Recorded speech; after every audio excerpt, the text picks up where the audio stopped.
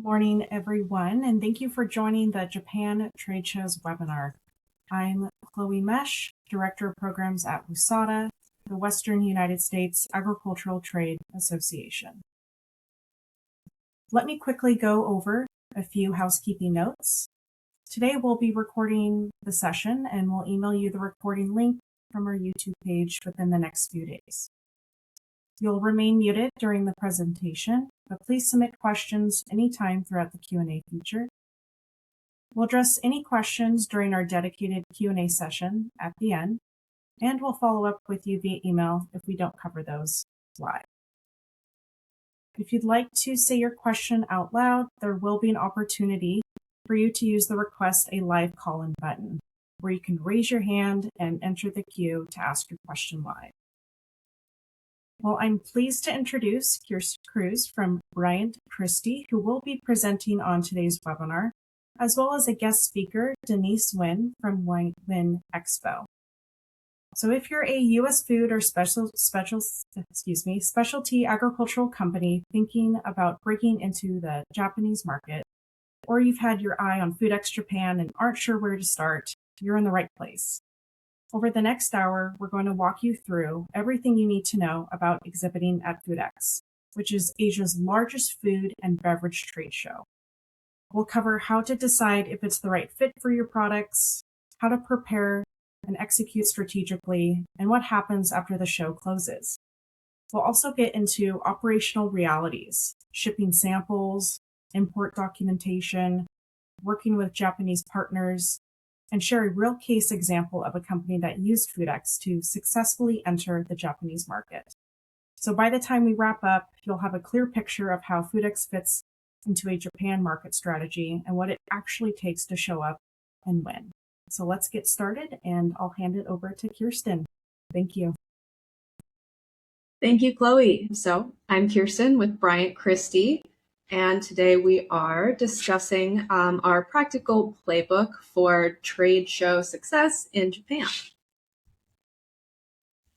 Let's dive into today's key objectives, which will guide our discussion and ensure you leave with a comprehensive understanding of FOODEX Japan.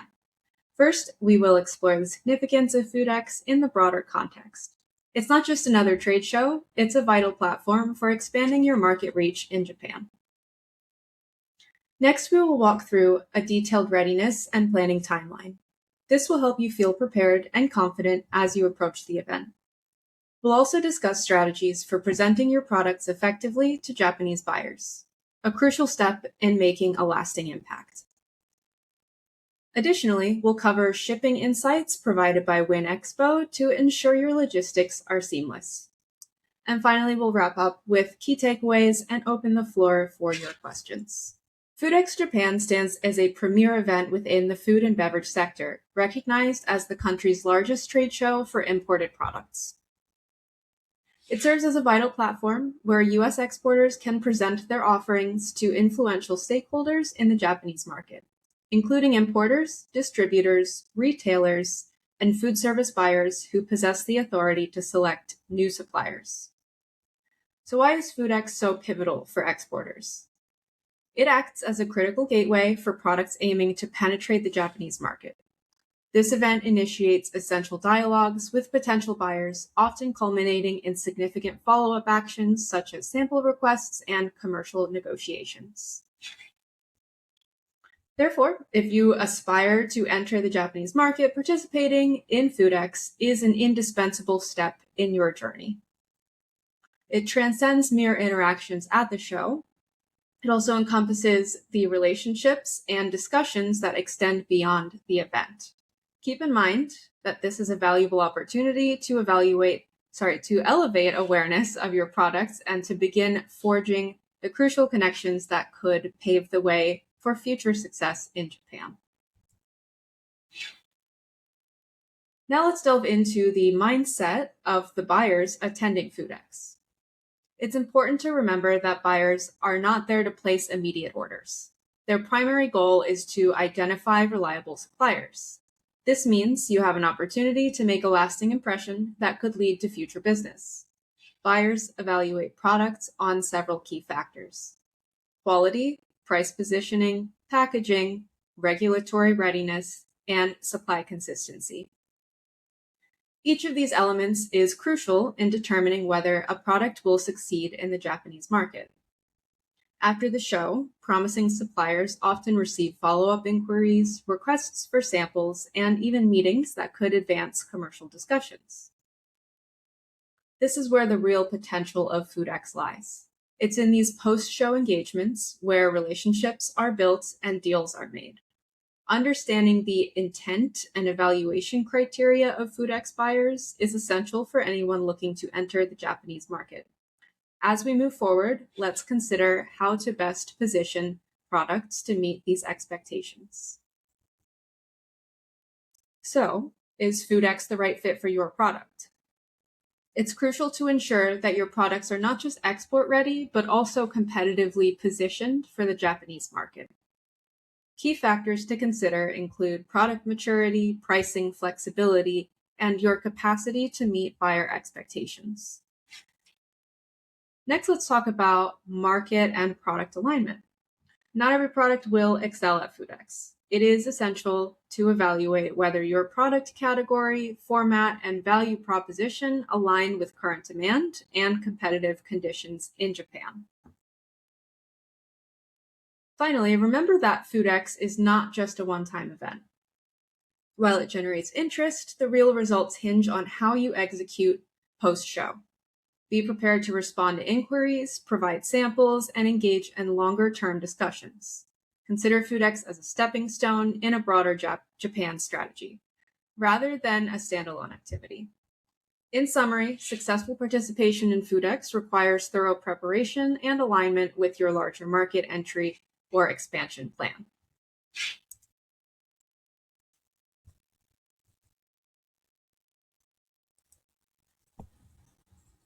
So let's dive into the key decisions you need to make before exhibiting at FOODEX. First, it's crucial to set clear goals. What do you hope to achieve? Is it increasing brand awareness, forming distributor partnerships, or just testing the market? Understanding your objectives will ensure that your participation aligns with your broader Japan market strategy. Next, consider your exhibition format. Are you going solo? Will you join a pavilion? This choice impacts not only your costs, but also the level of support and visibility that you will receive. Think carefully about what works best for your company's needs and resources. Planning your budget is more than just securing booth space. Allocating funds for staffing, interpretation, samples, and follow-up activities are also important. Finally, confirm your readiness.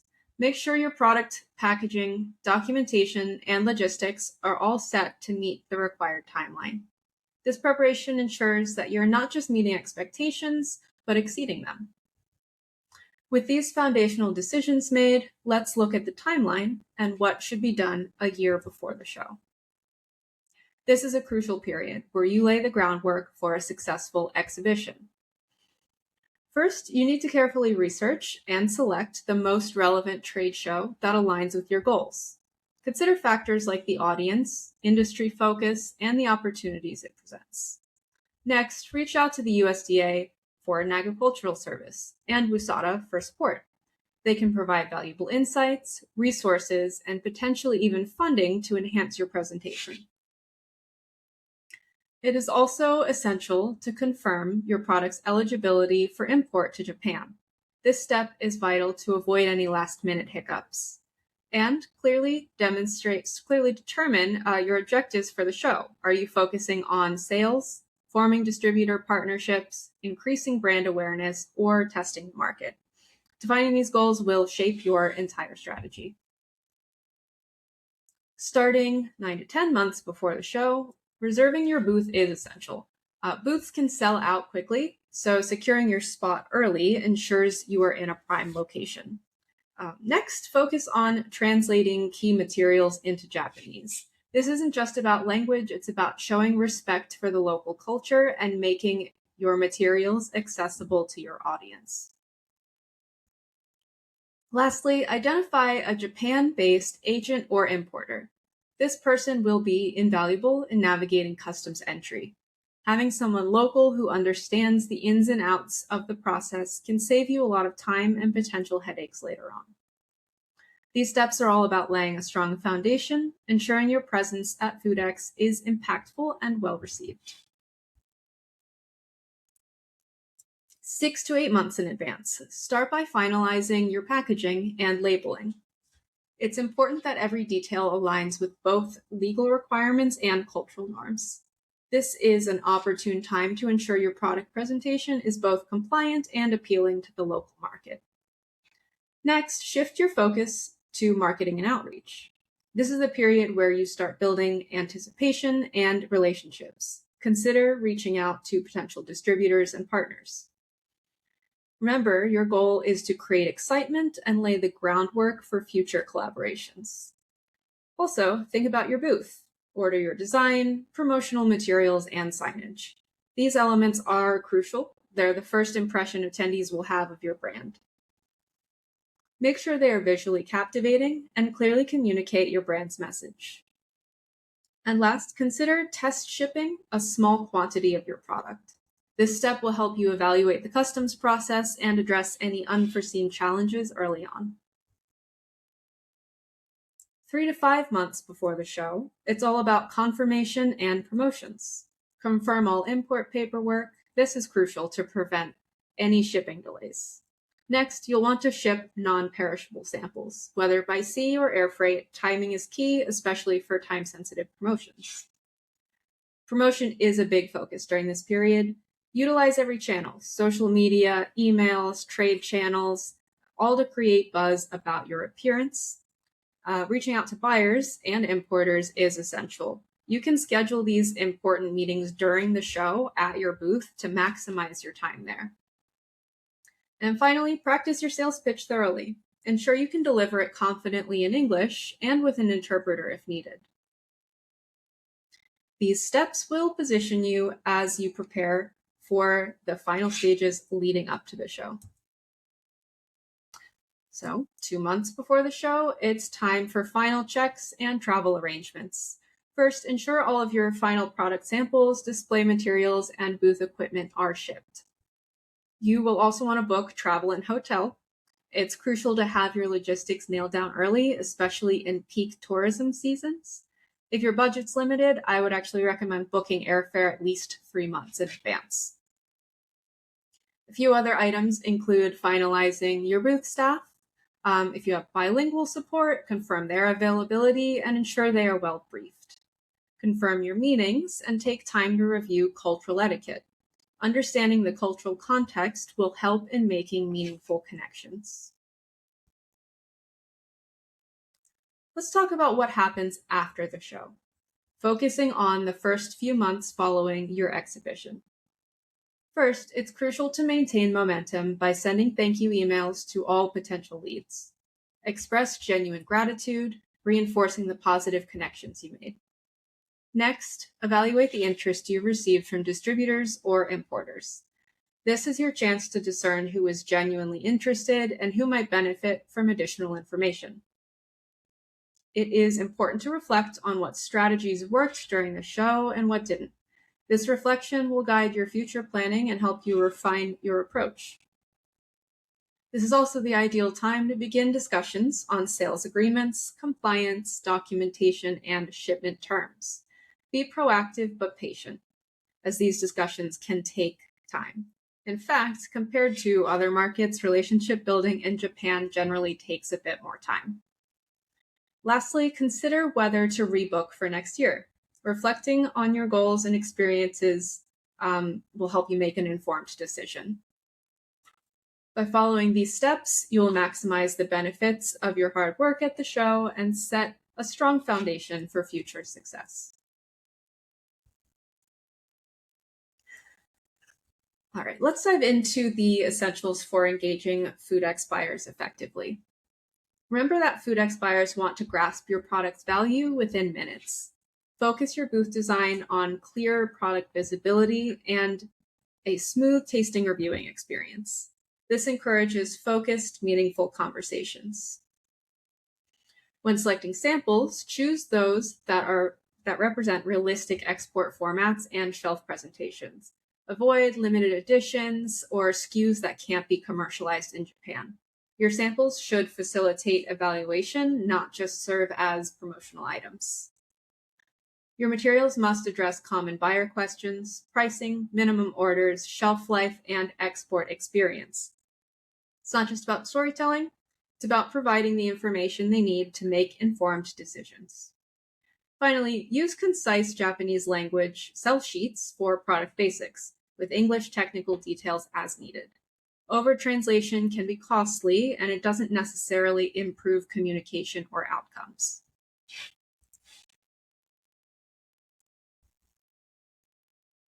When presenting products to Japanese buyers, there are a few essential elements to focus on.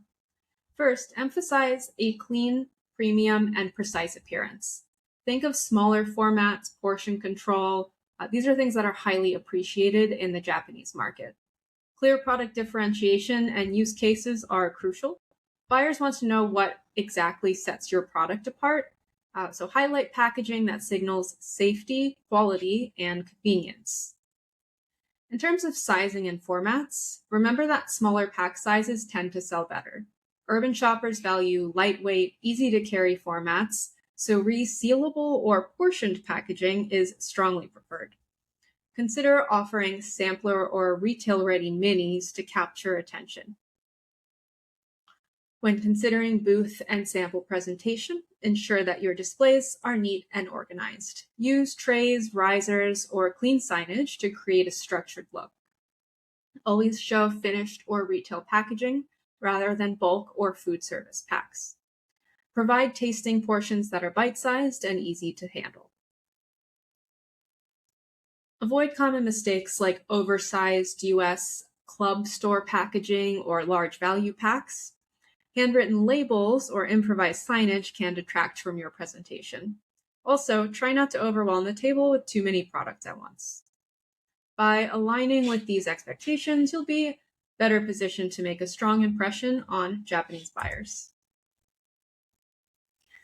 So, consider the essentials of labeling for trade show samples.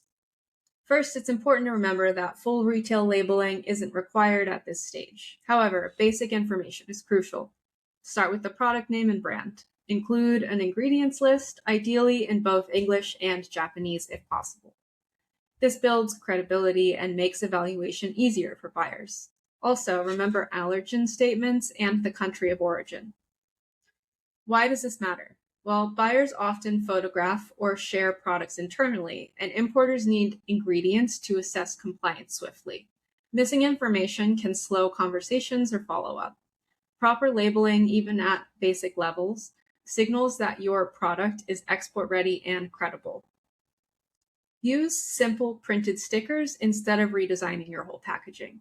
Prepare one-page spec sheets for each SKU and have digital PDFs ready to email instantly. It's also wise to confirm requirements with your broker or partner before shipping. The strategic use of translated materials is important when preparing for international trade shows, particularly in Japan. First, when it comes to product names and key benefits, ensure these are clearly presented and translated. This is crucial because they form the first impression of your product. You also want to ensure that ingredients and allergens are also clearly labeled in both English and Japanese, as this information is vital for compliance and consumer trust. Moving on to sell sheets and spec sheets. Translate these into Japanese for each product line. A bilingual format can be very effective, such as headers in both languages or a side-by-side layout. This approach respects the language preferences of the different buyers and makes information accessible. Next, consider where English can suffice. Detailed certifications, technical documents, and full catalogs are areas where translation is vital. However, for long marketing copy or websites, ensure key information is accessible even if the full content is not translated. You can also take advantage of QR codes, linking to downloadable materials, allowing potential buyers to explore at their convenience. For a smart and cost-effective strategy, hire a professional translator rather than relying on auto-translation tools. There are many translation tools online, but keep in mind that even with AI, these translations will lack the natural flow that a native speaker can provide. Poor translations have the potential to hurt brand image in the eyes of trade professionals. In terms of cultural and communication tips, keep your language concise and factual. Use visuals and icons to communicate clear points quickly. And prepare a simple Japanese greeting or script for your staff. This small step shows respect and willingness to engage with local customs. This approach ensures your communication is both effective and culturally sensitive, paving the way for successful international trade show experiences. So with that, I am going to hand it over to Denise Wynn with Wynn Expo. Hi, everyone. When we ship over to Japan, there's two ways of shipping. One is formal entry and one is informal entry. The first is you go through all the everything by the book, and is meant for sampling for formal entry, and it does take longer, and the paperwork they need is more extensive, and there might be testing required and it's more costly. But there is no exact timeline on when the process will complete, and sometimes it won't complete in time, and we have to convert it into informal entry, meaning it's for display only, and in order to get out of customs on time. Now, for the last 20 years, the first couple of years we went by the book, we went through the formal entry, and we had to convert in the end to informal entry to get out in time, and it costs more to exhibitors. So the official customs broker advised us to go through the informal entry only, and ever since then we only import everything as display status. Now, it doesn't mean that you can't sample as display status, just to get through the customs formalities quickly and more cost effective for exhibitors. And no one is going to stop by the booth to collect the products for destruction. It's up to the exhibitors to throw away themselves after the show. So that's how we get away with clearing freight quickly and more cost effective. Even though when I say cost effective, it's still quite costly, but it reduces the risk of not clearing on time and then having to convert it to display status and incurring more cost to exhibitors. Now, for the document side, whether we go through the formal entry or informal entry, you still need the same documents as in commercial invoice, ingredient list, and manufacturing process.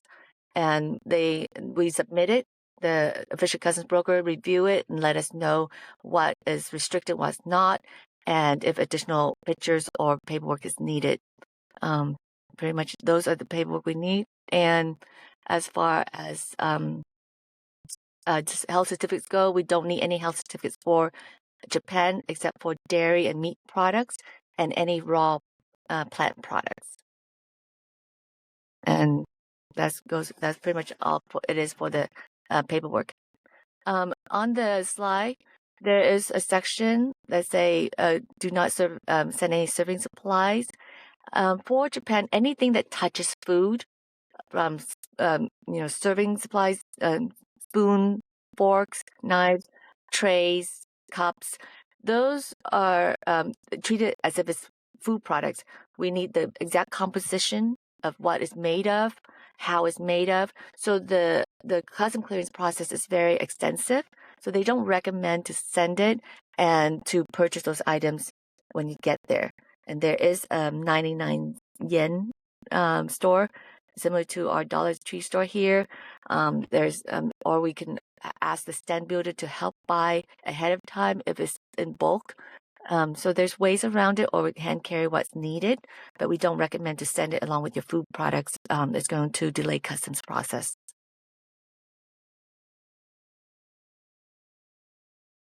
Okay, then that's pretty much it is for the shipping aspect.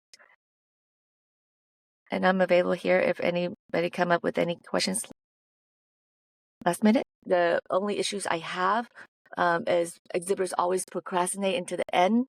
And just keep in mind that we specialize in shipping for trade shows. Everything we do is very time sensitive. And if you submit something last minute, I have to stop my day. That means other shipments have to be postponed so I can take care of this last minute that needs to get out. So if everybody can be very to be compliant to our deadlines that we submit, even though it looks early, but just keep in mind we have like over 200 of shipments almost every weekly to get out for shows all over the world. So we need to make sure that we have time to take care of everybody. And if you can't meet our deadlines, and let us know ahead of time so that way we can be prepared to accommodate last minute. Denise, we actually have a question in the chat. Someone is asking, how do you handle perishable products? Yes. The perishable products, normally exhibitors send it to us via temperature control truck. And in our shipping instructions, there's 2 warehouses. One is dry and one is for perishable. And once it arrives, we put it into the cooler or the freezer accordingly. Before we send out, I personally or someone from my team will be personally on site to supervise the packing. We pack it properly with gel packs or dry ice. We tender it to the airline, and we pack enough to last the transit of the flight. We tender it to the airline. Sometimes they don't have the temperature control. Like most airlines only have cooler at the airlines, but not freezers. But we pack enough to last for the duration from the time we tender it to the time it lands. And once it lands, we always book an airline that has both temperature storage at the other end, and they will store accordingly until freight is cleared customs, and we either recover and take it out to an outside cold storage, but 90% of the time we keep it at the airline cold storage, and then the day of the setup, we recover with a temperature control truck and then transport to the show, where it remains on the truck until you're ready to receive at your stand. So we normally send out an alert, an update before exhibitors leave, and let them know what the hours of delivery would be, and if they can be present before then to make sure that the rental equipment is delivered and plugged in to cool down in time to receive when we get there.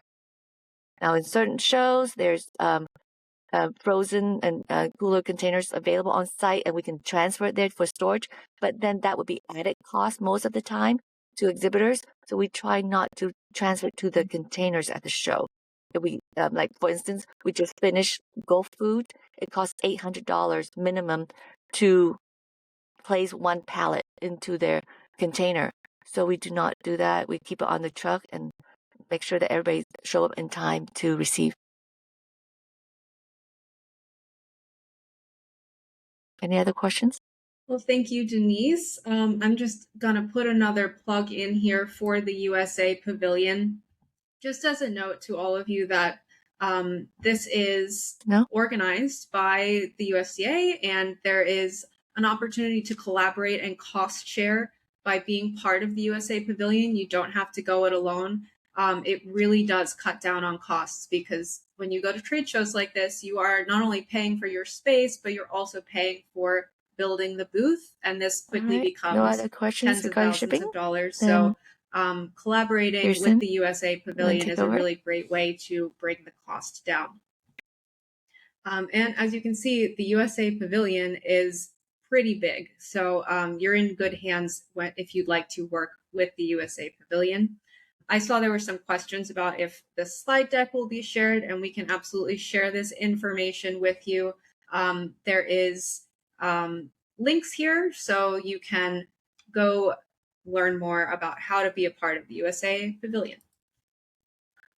Okay, so I'm just going to wrap up real quick. When entering the Japanese market, it is crucial to ensure your product is commercially viable. This includes appropriate packaging, shelf life, and pricing, along with meeting all importer requirements. Next, confirm your export and product readiness. Bring clear sell sheets and basic Japanese product descriptions. Ensure your buyer-ready information like specifications, case sizes, Are we still on? and Can minimum anybody hear order me? expectations are comprehensive.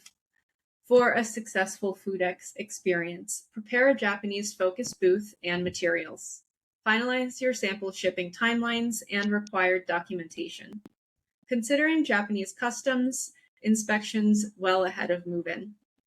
This planning will help you avoid any unnecessary delays. Plan logistics and compliance early. The outcomes from FOODEX heavily rely on fast post-show action. Track leads diligently, respond to inquiries promptly, and be prepared to send samples and schedule next step meetings. Building a follow-up system before the show is essential for success. As for your post-show checklist, first, consolidate all of your contacts, notes, and business cards, categorize them by type: importer, distributor, retailer, food service, and agent. This will give you clarity on who to reach out to first. You can rank your leads as A, B, or C based on their interest level and their fit with your product. This ranking helps you focus your energy where it's most likely to pay off. Send those follow-up emails within 3 to 5 business days. Reference specific conversations you had at the booth and the interests that they expressed. This personal touch makes a big difference. Share any requested materials like specifications, pricing, samples, and certifications. And always include a simple next step, whether it is a call, a meeting, or an introduction to a distributor. Now consider your commercial readiness. Ask yourself, can you meet Japan's pricing expectations and volumes? Do your labels and ingredients meet their import requirements? And importantly, do you have a local partner or importer pathway? Identify any gaps in packaging, shelf life, or logistics, and create an action plan to address them. Finally, for those top prospects, schedule deeper calls and send evaluation samples or quotes quickly. Track opportunities with timelines. Decide whether to pursue actively now or nurture the relationship over time. Or you can also revisit next year. This strategic approach will help turn interest into a solid market plan. These steps are your blueprint to turn post-show interactions into tangible business opportunities. So let's explore the resources available to support your market entry into Japan. First, consider leveraging the U.S. Department of Agriculture and regional trade organizations like USADA. They offer invaluable market entry support, including trade show counseling, buyer outreach, and cost share opportunities. These resources can significantly enhance your strategy and presence in Japan. Next, it's crucial to work with experienced customs brokers, freight forwarders, and import specialists. These professionals will help you navigate complex sample documentation, inspections, and compliance requirements specific to Japan. Finally, local in-market partners such as Japanese agents, distributors, and consultants are vital. They provide critical insights into buyer expectations, communication norms, and relationship building post-show. These partnerships can help you tailor your approach to better suit the Japanese market. Okay, I'm going to open the floor back up for questions if we have any more.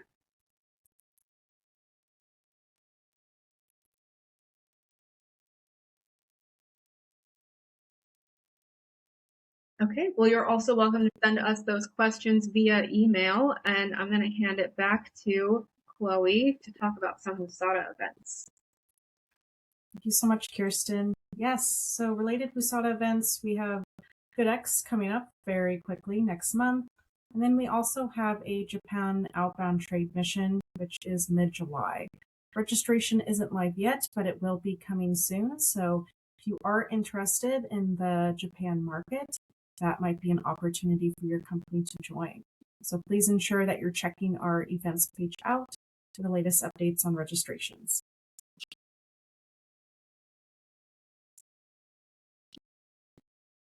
All right. And with that, following today's webinar, you'll receive a brief survey in your inbox.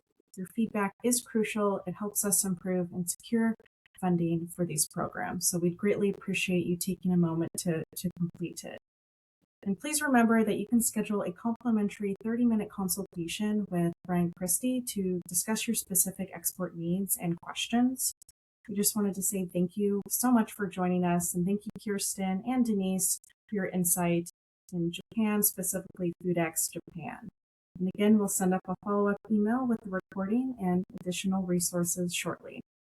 Have a great day, and we look forward to supporting your export journey. Thanks so much.